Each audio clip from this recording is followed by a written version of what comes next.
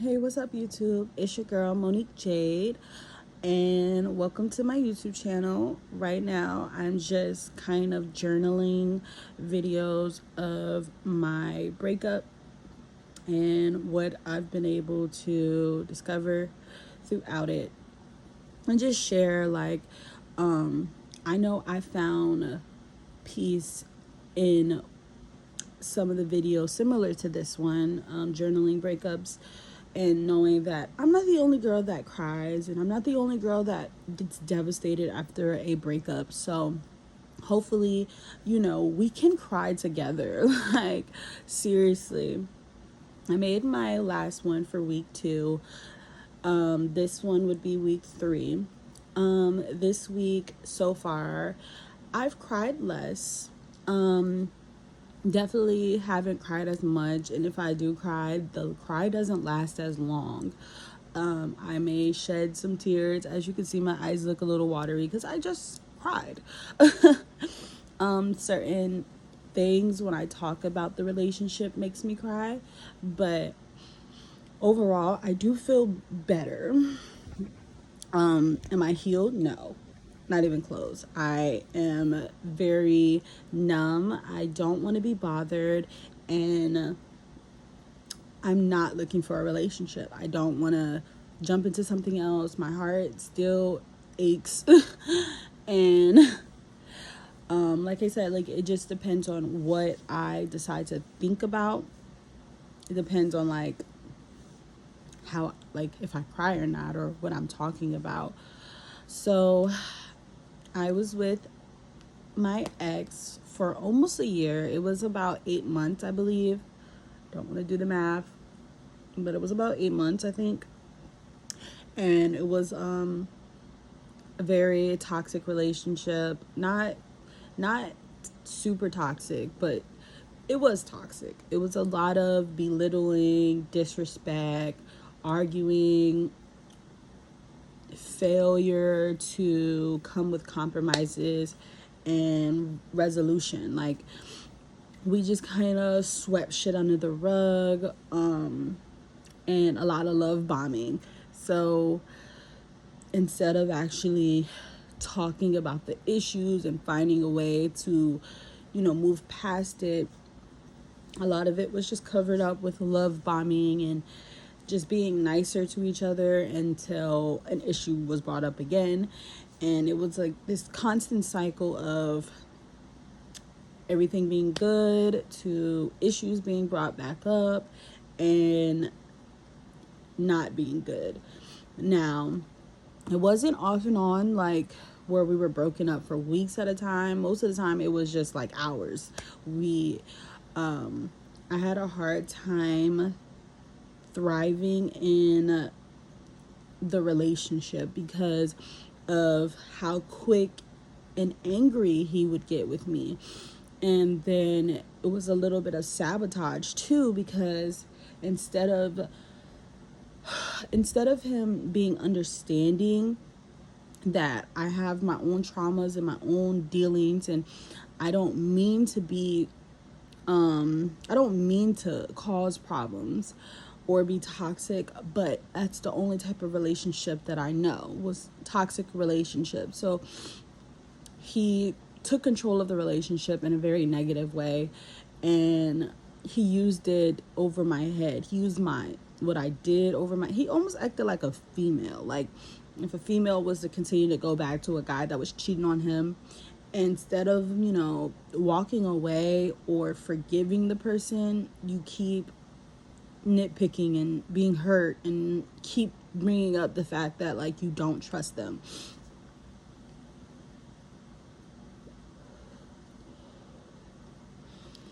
I can say I have been getting to know myself better. I've been more occupied and more productive. So what I've learned about relationships when it comes to me is that they can be a huge distraction. They consume so much of my time and my energy that I stopped working on myself as much, especially with the man that I was with, because he was very demanding, and he was very insecure, and he was very controlling. So if I had stuff to do, it was like he would almost tell me like, well, when are you gonna make time for me? Like, and it was so unfair a lot of times, because I would say similar things and he's like, I'm busy. And it was unfair. Like, I'm busy now and you're not respecting that. So we fought a lot. We argued a lot, and our fights were so dramatic and just crazy that in this time of not talking to him and not contacting him and not speaking to him, it's hard to even remember some of the good times. Now, I do remember the good times because I loved him so much. Like, I loved him so much. I loved him more so because of what I thought he could be. Like, in my head, the person that I had created him to be was this sweet, romantic guy. And he was a very sweet, spontaneous man, but he also wasn't very considerate, or he wasn't easy to communicate with. He also was rude and disrespectful. So those images still play a lot in my head, because as much as I miss him or I want to be around him, I know that he's going to respond in a negative way. Now, do I believe that is the case forever? No, I don't. I think that he can become a great man, and he just needs time. He needs time to figure it out.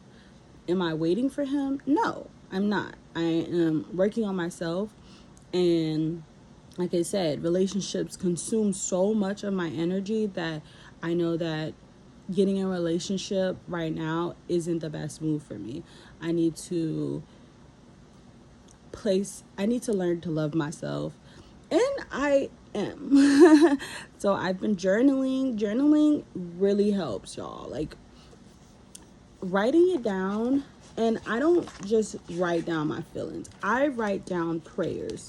So when I journal, it starts off with Dear Heavenly Father, and then I go into requests. I talk about what I'm going through. But recently, and you see this cute book, it says believe in what you pray for.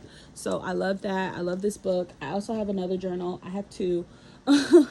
I just kind of go back and forth with both of them, and this one is a grateful heart, is a magnet for miracles. So I love both of these, and I write in them often, daily, every day. But what was I saying? So when I pray lately, I've been, instead of presenting the same requests or praying over the same things, I've been just thanking God, speaking more manifestation into my life, and speaking more positively, and knowing that the pain I'm feeling is temporary, even if things don't work out, because my heart has a lot of hope. It still has hope.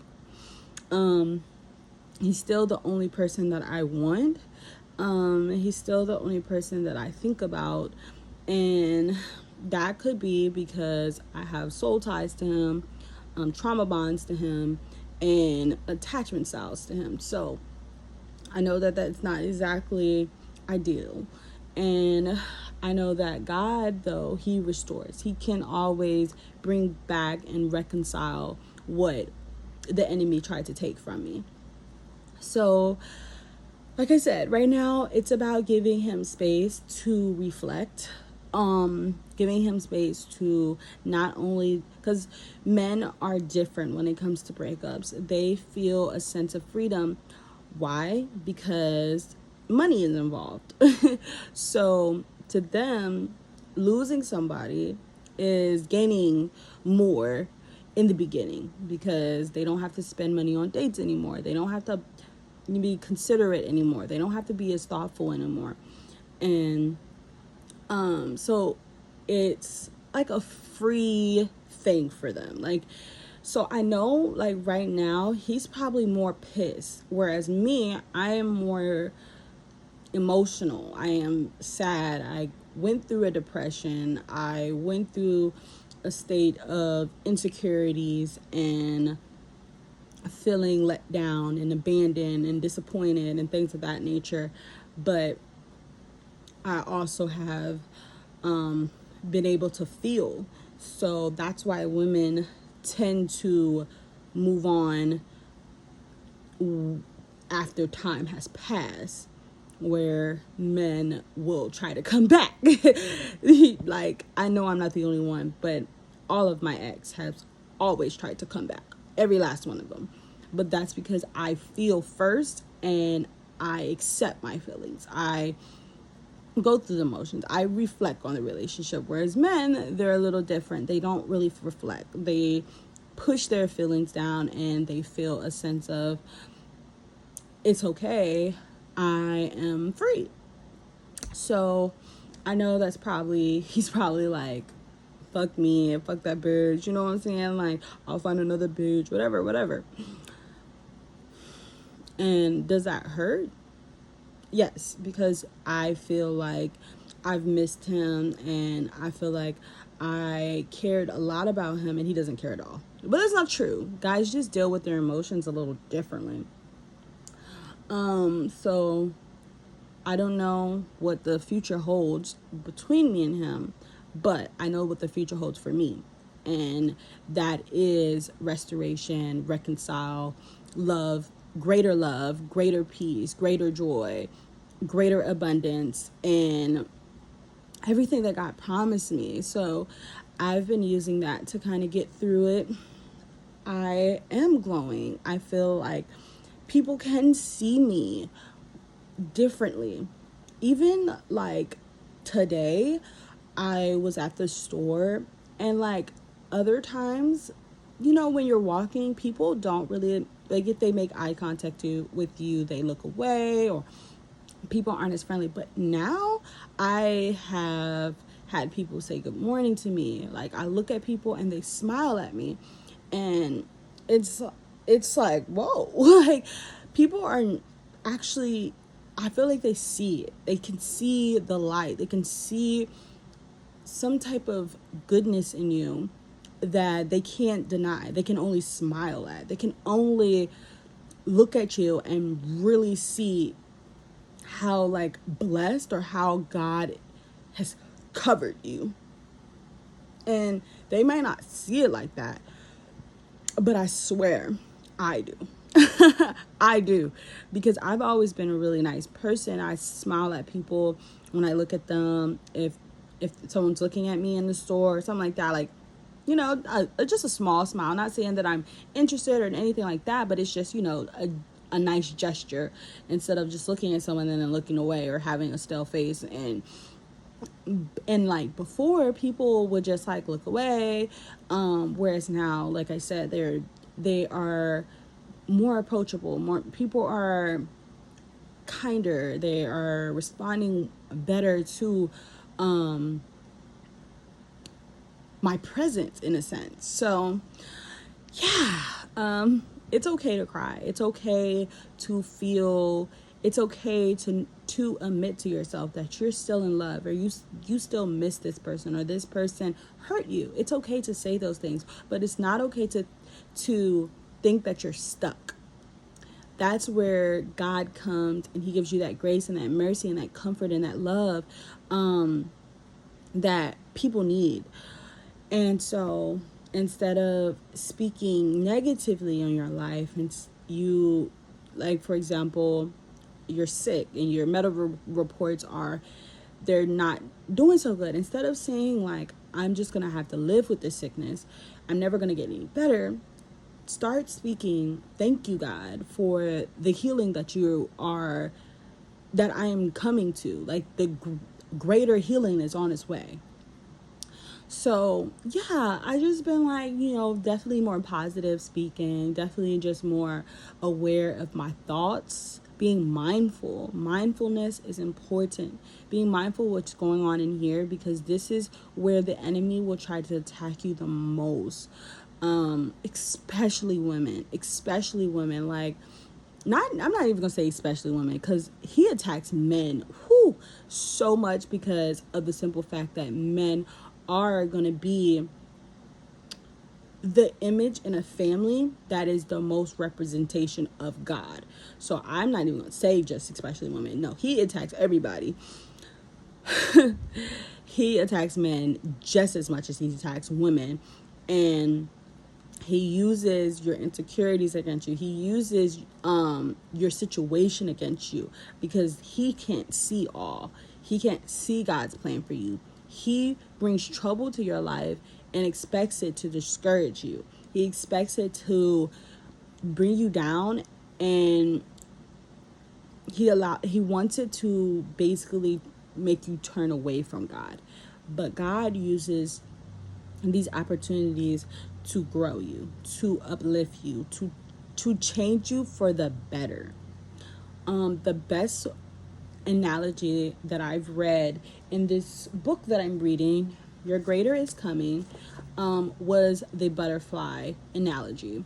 So we are caterpillars, and as a caterpillar, just imagine what they probably think, if they could think, right? If I was a caterpillar and I'm looking up and I could see a butterfly flying, and I'm just like crawling amongst the worms, I could almost think like, wow, this is really, like, I wish I could fly. I wish I could be that. Not knowing that that's exactly what the caterpillar is eventually going to do, you get stuck in the, oh my God, I only can crawl. I only can, hang out with the worms. And then you're in a cocoon. So not only did you complain, like, not only were you feeling already like life is not enough, but then life got harder because your mobility was taken from you. You're in this dark nest, and it's almost like God didn't even hear your prayer. And then once the prayer does come to pass, your dreams do come true, you soar and become the butterfly that you always dreamed of being in the first place. So God changes things drastically. There's no evidence that a caterpillar is going to fly. They have no wings. They are like a little worm. And then their situation only gets worse before they take flight. Before their life changes drastically, they take flight. So think of that. Apply that to the way you're thinking about things. Just because you have no evidence of flying, just because you think you're in a caterpillar, or maybe you're already in your cocoon, maybe the enemy is roaring louder because it's on its way out. Woo! Listen, the enemy makes a lot of noise when it's on its way out. It wants to discourage you. It wants you to be fearful of him. But we are not to be fearful, because we have God, who is much bigger. He is the great I am. He has already defeated the enemy, and he will continue to do it. God allows difficulties in our life for our own good, for the betterment of ourselves. And on top of that, to test your faith, to test what. This is the best analogy that I've always said. God tests us the same way we test people. You can have a friend, and that friend could be a great friend to you, right? During your up season, during all the times that you're doing good in life. But when something bad happens, that friend disappeared. That friend was no longer a good friend to you.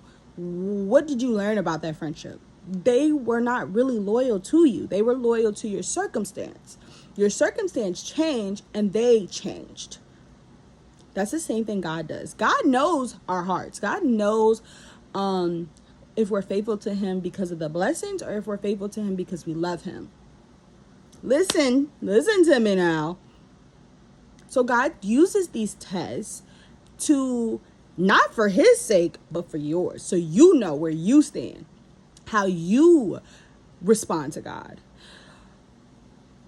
same thing goes. Like, you can only test somebody's loyalty through hardship, not when everything's good.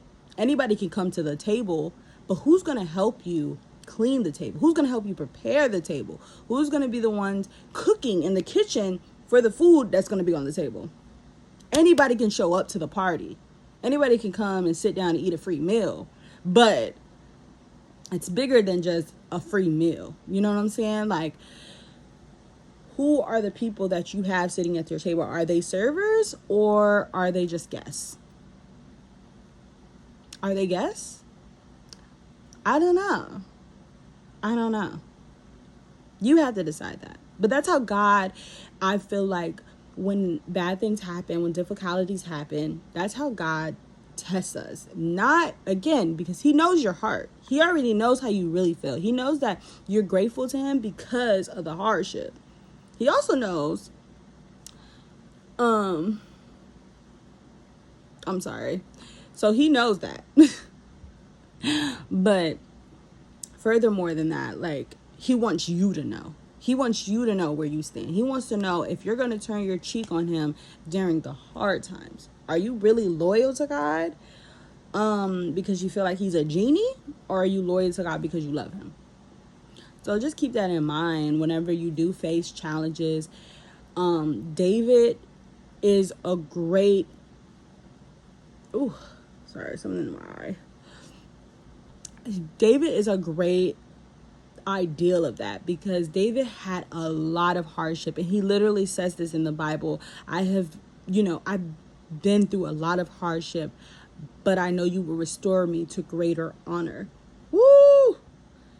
In the midst of everything that was happening, him being king and the Amalekites, whatever, I don't know how to say it. I just don't.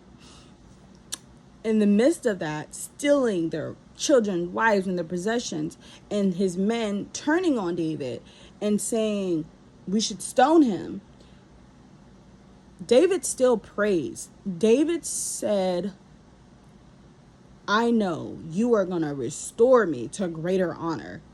This is not permanent.